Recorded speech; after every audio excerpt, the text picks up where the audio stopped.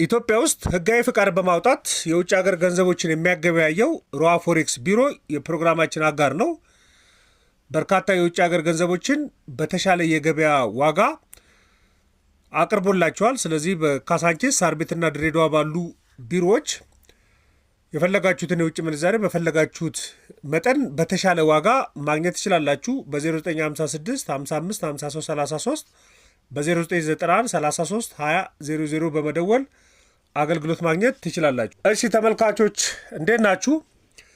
ኢኮኖሚክስ ውስጥ በጣም ብዙ የሚያስገርሙ ጉዳዮች አሉ። ሰምታችሁትም ሊሆን ይችላል። ምናልባት ደግሞ ማስታወቂያዎች ላይም ሰምታችሁ ሊሆን ይችላል። በክርስቲያን ኢኮኖሚክስ እናስተምራለን ወይ እናስመርቃለን የሚል ማስታወቂያ ሰምታችሁ ሊሆን ይችላል። ወይ ደግሞ ክርስቲያን ኢኮኖሚክስ የሚባል ሀሳብ ሰምታችሁ ደግሞ ሊሆን ይችላል። ዛሬ ስለ ክርስቲያን ኢኮኖሚክስ ወይም ደግሞ ባይቢሊካል ኢኮኖሚክስ ስለሚባለው ሀሳብ ልነግራችሁ ፈልጌያለሁ። ይሄ የኢኮኖሚክስ አስተምሮት ሀሳቡ ምንድን ነው? ኢኮኖሚክስን ከቁሳዊ ትርፍና ውጤታማነት ከማሰብ ይልቅ በክርስቲያናዊ ሞራልና በሃይማኖት መርሆች መመልከት አለብን የሚል አስተሳሰብ ነው እና ተምኔሉ ላይም እንዳስቀምጥኩላችሁ ከባድ የሚባለው የኢኮኖሚክስ ሀሳብ ነው። ሀሳቡ በዋናነት የሚያጠነጥነው ምንድን ነው? የሁሉም ሀብት በኢኮኖሚክስ ውስጥ ሪሶርስ በሙሉ ስኬርስ ነው፣ ስለዚህ እሱም በአግባቡ መጠቀም አለብን የሚል አስተሳሰብ አለ። በክርስቲያን ኢኮኖሚክስ አስተሳሰብ ውስጥ ደግሞ የሁሉም ሀብት ደግሞ የሁሉም ሪሶርስና ግብአቶች ባለቤት እግዚአብሔር ነው። ምድር ውስጥ በምድርና በምድር ውስጥ ያለው በሙሉ የጌታ ነው ብሎ የማመን ነው አስተሳሰቡ እና ሰዎች እንደ መጋቢ እንጂ እንደ ፍጹም የንብረቶችን ባለቤት የሀብትን ባለቤት ሆነው መታየት የለባቸውም ብሎ የሚያምን ነው። ስለዚህ በቢዝነስ ስራ ውስጥ ከንጹህ ትርፍ ይልቅ የሞራል ኃላፊነቶችን ከግምት መክተት፣ ፍትህን ደግሞ ለሌሎች እንክብካቤ መስጠት በጣም አስፈላጊ ነው ብሎ የሚያምን የኢኮኖሚክስ ሀሳብ ነው። ስለዚህ ስራንም ሆነ ምርትንም ሆነ ንግድንም ለራስ ብቻ በማሰብ ሳይሆን እግዚአብሔርና ማህበረሰቡን እንደ ማገልገል መታሰብ አለበት ብሎ የሚያምን ነው። ስለዚህ የኢኮኖሚክስ አስተሳሰብና የኢኮኖሚክስ ሂደቶችን ከሞራል አስተሳሰብ ጋር አብሮ ለማጣመር የሚሞክር አንዱ የኢኮኖሚክስ ሀሳብ ነው። እዚህ የኢኮኖሚክስ ሀሳብ ውስጥ መሰረታዊ የሚባሉ መርሆች አሉ። አብዛኞቹ መርሆች ከመጽሐፍ ቅዱስ ጥቅሶች ውስጥ የሚመጡ ናቸው። ብዙ ሀገሮች ላይ ራሱን የቻለ ክርስቲያን ኢኮኖሚክስ የሚባል ዩኒቨርሲቲ ላታገኙ ትችላላችሁ። ክርስቲያን ኢኮኖሚክስ የሚባልም ዲፓርትመንት ላታገኙ ትችላላችሁ። ነገር ግን ለምሳሌ ማይክሮና ማክሮ በመማር ውስጥ ነገር ግን የሃይማኖትና የሞራል አስተሳሰቦችን ውስጡ መጨመር ነው። ሃይማኖታዊ አስተምሮቶችን፣ ፍትሐዊነት፣ ታማኝነትን በየአስተምሮቶች ውስጥ በየቲዮሪ ውስጥ በየሎጂክ ውስጥ ማስገባት ነው። ደግሞ ቢዝነስ ሲሰራ ኢቲካል ተጠብቆ እንዴት መሰራት አለበት የሚለውን ማህበራዊ ኃላፊነት እንዴት መወጣት አለበት የሚለውን እያካተቱ የማስተማር ጉዳይ ነው። የድህነት ቅነሳ፣ እድገት ከሞራል ኃላፊነት ጋር እንዴት አብሮ ይሄዳል የሚለውን እንደዚህ የትምህርት ክፍሎች ውስጥ የሚጠቃለሉ ነው። እምነት፣ የፋይናንስ ታማኝነት፣ እነዚህን አጠቃሎ የሚሰጥ ስርዓት ነው። አሁን የክርስቲያን ኢኮኖሚክስ መሰረታዊ መርህ ከጥቅሶቹ የሚነሳ ነው በአብዛኛው። ለምሳሌ ሰዎች ሀብትን እንደ በብልሃትና በኃላፊነት መጠቀም አለባቸው። ስለዚህ ይህንን ሀብትን የመጠቀም ያለባቸው እንደ መጋቢነት አድርገው ነው። ንግድም ሲያከናውኑ፣ ለሰራተኞቻቸው ክፍያም ሲፈጽሙ፣ ዋጋም ሲያወጡ በታማኝነት መሆን አለበት። ፍትሐዊነትን ከግምት ከተመሆን አለበት። ስለዚህ ማንኛውም የኢኮኖሚ እንቅስቃሴ ሲኖር ፍትሐዊነት መጠበቅ አለበት ብለው ያምናሉ። ደግሞ ልግስና ርኅራኄም ያስፈልጋል። ለድሆች ማሰብ፣ ለተጎዱ መድረስ የሞራል ግዴታ ነው ብለው ያምናሉ። በክርስቲያን ኢኮኖሚክስ ውስጥ ያለ አስተምሮት ስራም ሲሰራ ስራ ለእግዚአብሔርና ለማህበረሰብ ክብር የሚሰጥበት ተግባር ነው ብሎ እንደማመን፣ ስራን ትርፍ ለማባረር ብቻ የሚሰራ ሳይሆን ለእግዚአብሔርና ለማህበረሰብ እንደ ማገልገያ አድርጎ መጠቀም ያስፈልጋል። ስለዚህ ስራን እንደ ጥሪ አድርጎ መስራት ተገቢ ነው የሚል አስተምሮት አለው። ደግሞ በጣም ስግብግብነትን ደግሞ ማስወገድ ጥሩ ነው ብሎ ያምናል። በዚህ አስተምሮቶች ውስጥ ከመጠን ያለፈ ሀብት ፍለጋ እና ብዝበዛን የተወገዘ ነው ብለው ያምናሉ። ከሌሎቹ የኢኮኖሚክስ አስተምሮቶች ጋር በምን እንደሚለያይ በደንብ አቀርብላችኋለሁ። ደግሞ ብዙ ነገሮችን በዓለም ላይ ያለ እንቅስቃሴ በሙሉ የጋራ ጥቅም ነው ብሎ ማመን የኢኮኖሚ ስርዓቶች የሁሉንም ሰዎች ፍላጎት ለማሟላት ማገልገል አለባቸው እንጂ ሀብታሞችን ብቻ ማገልገል የለባቸውም፣ ጉልበተኞችን ብቻ ማገልገል የለባቸውም። ስለዚህ ጉልበተኛ ብቻ ሀብታም ብቻ የሚኖርበት ስርዓት ሳይሆን የጋራ ጥቅም መኖር አለበት ብለው ነው የሚያምኑት።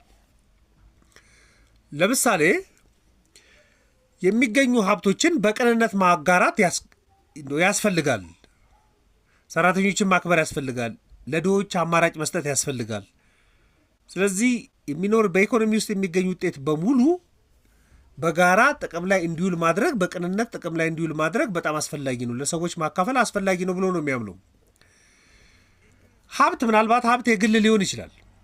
ነገር ግን የማህበረሰብ ፍትህን ደግሞ በተጠበቀ መልኩ መጠቀም አስፈላጊ ነው ብለው ነው የሚያምኑት። እንግዲህ በዘመናዊ በሆነው የቢዝነስ ዓለም ውስጥ የክርስቲያን ኢኮኖሚክሶች የሚከተሏቸው አስተሳሰቦች ለምሳሌ ሰራተኞችን ደሞዝ መክፈል የሚያስፈልግ ከሆነ ፍትሃዊ የሚባለው ደሞዝ መከፈል አለበት ብሎ እንደማመን፣ ፍትሃዊ የሚባለው ክፍያ መከፈል አለበት። የሰራተኞች አቅምም ጉልበትም መበዝበዝ የለበትም። የሌሎችም የከስተመሮች ጉልበት መበዝበዝ የለበትም። ሙስና መኖር የለበትም ብሎ ነው የሚያምኑት። ምክንያቱም በቢዝነስ ውስጥ ትርፍን ብቻ ማሰብ ሳይሆን ከትርፍ በላይ ለማህበረሰብና ኢቭን ለቤተ ክርስቲያን መደገፍ፣ ማሰብ፣ ማዋጣት በጣም አስፈላጊ ነው ብለው ነው የሚያምኑት። ነፃ ገበያን አይቃወሙም። ነገር ግን ነፃ ገበያ ሰዎችን ካገለገለ ገበያ ጥሩ ነው። ነገር ግን ሰዎች ገበያን ሊያገለግሉ ከሞከሩ ግን እሱ ጤነኛ አይደለም ብለው ነው የሚያምኑት። ዋናው የኢኮኖሚክስ አስተሳሰብ ደግሞ የሚያምነው ምንድን ነው? ሰልፍ ኢንተረስትን ቅድሚያ ይሰጣል። ስለዚህ የክርስቲያን ኢኮኖሚክስ ከሌሎች አስተምሮት አንጻር ሲታይ ለምሳሌ ከካፒታሊዝም ከሶሻሊዝም አንጻር ብናስተያየው ከዓላማ ጀምሮ ልዩነት አላቸው። ለምሳሌ በዓላማ ካፒታሊዝም የሚያስበው ምንድን ነው? ውጤታማነት ከዛ ትርፋማነት ነው።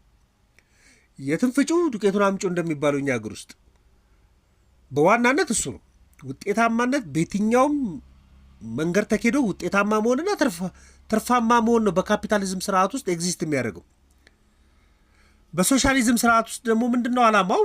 እኩልነት መኖር አለበት፣ የመንግስት ቁጥጥር መኖር አለበት ብለው ነው የሚያምነው። ክርስቲያን ኢኮኖሚክስ ስንመጣ ግን ሀብትን እንደ ፍትሃዊ ከሞራል አንጻር መጠቀም አስፈላጊ ነው ብለው ነው የሚያምኑት። መሰረታዊ ልዩነቱ ከዓላማ አንጻር ነው ከሌሎቹ ጋር። በባለቤትነትም ደግሞ ልዩነት አለ። በካፒታሊዝም ስርዓት ውስጥ ሁሉም ነገር በግለሰብ ላይ የተመሰረተ ነው። ከና አዳም ስሚዝ ጀምሮ አሳሰቡ ምንድን ነው? ሰልፍ ኢንተረስት ነው። የግለሰባዊ ፍላጎቶች ናቸው መምንጨት ያለባቸው። የመንግስት ሀብት ሳይሆን የግለሰብ ሀብት ነው መደርጀት ያለበት ነው። በካፒታሊዝም ስርዓት ውስጥ ባለቤትነት የግለሰብ ነው። በሶሻሊዝም ደግሞ የጋራ ነው። የግለሰብ የሚባለው አይደለም የሚጠረጠረው፣ የጋራ ነው።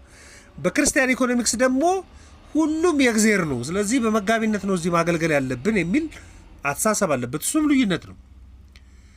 ደግሞ በቢዝነስ ውስጥ በእንቅስቃሴ ውስጥ ያለ ደግሞ ትጋት ሞቲቬሽን ደግሞ የምንለው በካፒታሊዝም ከተመለከት ነው ከራስ ፍላጎት ነው የሚነሳው። ሁሉም ሰው ለራሱ ፕሮቴክሽን መስጠት አለበት፣ ማደራጀት አለበት ነው። ከራስ ፍላጎት ይነሳል። ብዙ ሀብት ማካበት ለሰዎች ኢንተረስት ስለሚሰጣቸው፣ ደስታ ስለሚሰጣቸው ይሯሯጣሉ። ካፒታሊዝም አስተሳሰብ ነው። በሶሻሊዝም ደግሞ አንድነትና እኩልነት መጠበቅ አለበት ነው። በክርስቲያን ኢኮኖሚክስ ከተመለከት ነው ደግሞ የሞራል ኃላፊነት መጠበቅ አለበት። የሞራል ኃላፊነት ነው የትጋት ምክንያት መሆን ያለበት። ማገልገል የሚለው መንፈስ ነው የትጋት ምክንያት መሆን አለበት የሚል አስተሳሰብ አላቸው። ስለዚህ እንደው ጠቅልለን ከተመለከት ነው ክርስቲያን ኢኮኖሚክስ ማለት ኢኮኖሚያዊ እንቅስቃሴን በእግዚአብሔር ሞራል ሕግ ለመምራት የማሰብ ስርዓት ነው። እሱ ነው ክርስቲያን ኢኮኖሚክስ የሚባለው። መጽሐፎቹ ላይም ልታገኙ ትችላላችሁ። ብዙ መጽሐፎችም አሉ በዚህ ጉዳይ። ስለዚህ በዋናነት ሊያስተምሩ የሚፈልጉት ዋና ዋና ነጥቦች ምንድን ናቸው? ሀብት ጥሩ ነው። በምድር ላይ ሲኖር ሀብት ጥሩ ነው። ነገር ግን ለጥሩ ከተጠቀምንበት ብቻ ነው ጥሩ የሚሆኑ። አንድ ሰው ሀብታም ሆኖ ሌሎችን ከደገፈ ነው ፖዚቲቭ የሚሆኑ እንጂ አንድ ሰው ሀብታም ሆኖ ሌሎችን የሚረግጥ ከሆነ ጤነኛ አይደለም እንደማለትም። ገበያ አስፈላጊ ነው፣ ነገር ግን በስነ ምግባር የተመራ ከሆነ ነው። ገበያ ላይ ራሱን ለማሸነፍ ከፍተኛውን ትርፍ ለማምጣት በመሯሯጥ ውስጥ የሰዎችን ስነ ምግባር አቢዩዝ የሚያደርግ ከሆነ እሱ ጤነኛ አይደለም። ስለዚህ ይህ መጠበቅ አለበት የሚል አስተምሮት ነው ለማስተማር የሚሞክሩት። የኢኮኖሚ እድገት ጥሩ ነው፣ ነገር ግን ድሆችን የዘነጋ ደግሞ መሆን የለበትም የሚል ደግሞ አሳሰባል። አሁን የዓለም ኢኮኖሚ ስርዓት ጥቂት ሀብታምና በጣም ብዙ ድሃ የያዘ ነው። ከክርስቲያን ኢኮኖሚክስ ሞራል አንጻር ብንመለከቱ እሱ ጤነኛ አይደለም። ዓለም የምትንቀሳቀሰው ሀብታሞችና በጣም ፓወር ባላቸው ሀገራቶችም ህዝብም ነው። እሱ በክርስቲያን ኢኮኖሚክስ አስተሳሰብ በጣም ከባዱ የሚባለው ለመጠበቅ በጣም ከባዱ ነው። እውነተኛ የኢኮኖሚ እድገት ካለ ንብረትም ነገር ግን መንፈሳዊነት ልዕልናም ያለበት መሆን አለበት ብለው ያምናሉ። ለዓለም ኢኮኖሚ ስርዓት ይህን ለማስተማር ይሞክራሉ። ስለዚህ የኢኮኖሚ ስርዓትን በማስኬድ ውስጥ ቢዝነስ በማስኬድ ውስጥ መጠበቅ ያለባቸው የሞራል ጉዳዮች አሉ። እነሱን ጠብቆ የሚመራበት የኢኮኖሚ ስርዓት ክርስቲያን ኢኮኖሚክስ ይባላል። ምናልባት የተወሰነ ሃይላይት የኢኮኖሚ ሀሳብ ለእናንተ ለመስጠት ነው። ከዚህ ቀደም ሌሎች ሀሳቦች አቅርቤላችሁ አውቃለሁ። ስለዚህ ማንኛውም ሀሳብ አስተያየት ካላችሁ ዘኢትዮጵያ ኢኮኖሚ ላይ ልትልኩልኝ ትችላላችሁ። ለነበረ ቆይታ በሙሉ ከልብ አመሰግናለሁ። መልካም ቀን።